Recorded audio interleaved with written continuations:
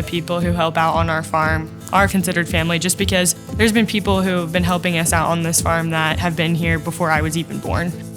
You know, we have our family, but the whole community is really family to us. Every summer in between high school, I would always work on the farm. A lot of weekends I would do morning hog chores. We grew up here. We know what it's like to care for those animals. I remember almost every Easter, my sister and I would get up early and go do hog chores before church, just so our employees could have the weekend off. Yeah, we always went to church smelling like pigs.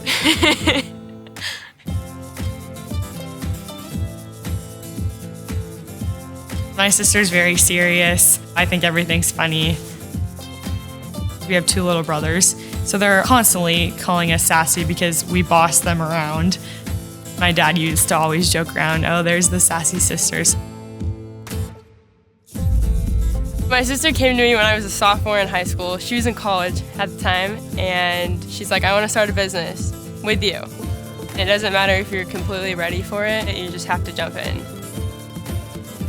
I constantly surround myself with other entrepreneurs who have the same goal to make a difference in the agriculture industry.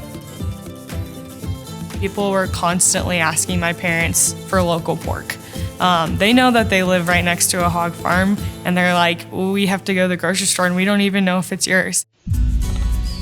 Not a lot of people know about swine production and how pork is actually raised. So that was the main mission of us starting the business. That was my drive to make the time for it. We've just noticed that a lot of people from even more urban areas are just wanting to know the story behind their food, whether that's meat products or other, fresh produce. They just want to know the story behind it. We want to be able to share with other Nebraskans that we're a Nebraska company that has Nebraska-raised pork.